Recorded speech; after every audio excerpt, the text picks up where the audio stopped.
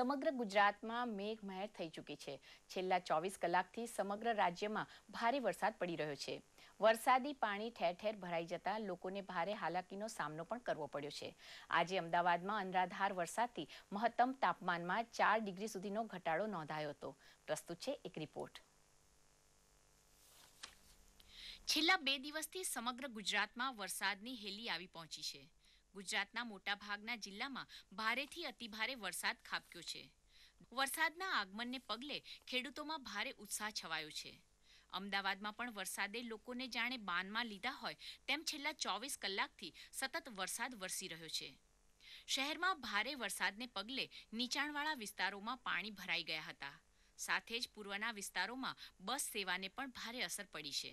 એના વિશે સ્કૂલના છોકરાઓને હેરાન થાય છે, વાહનોવાળા હેરાન થાય છે, સ્કૂલ વર્દીવાળા હેરાન થાય છે ને આવતો જતો ટ્રાફિક મણિનગર સ્ટેશનથી આવે સળંગ ટ્રાફિક છે, લોકોને બહુ તકલીફ વેઠવી પડે છે। બહુ જ તકલીફ થાય છે અહીંયા પાણીમાં આવતા જતા। અમારી આજે પરીક્ષા હતી એ પણ રદ થઈ ગઈ।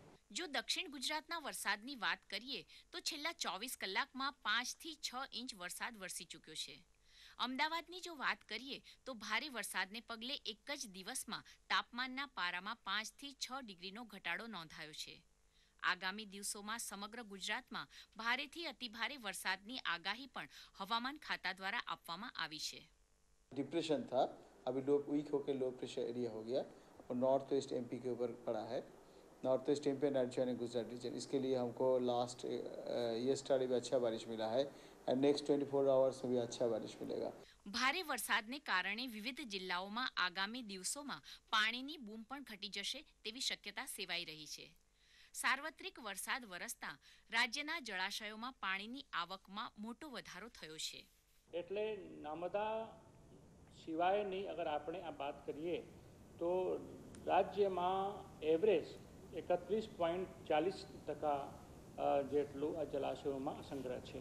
એટલે સરદાર સરોવરની સાથે આપણે અગર જોઈશું તો સંપૂર્ણ સ્ટેટમાં 44.74% જેટલું આ પાણીનો સંગ્રહ કહી શકાય।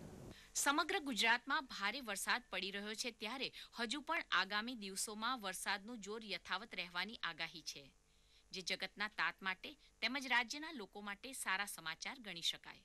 શરૂ થયેલા વરસાદના લીધે નીચાણવાળા વિસ્તારોમાં પાણી ભરાઈ ગયા છે। તંત્ર પણ કવાયત કરી રહ્યું છે।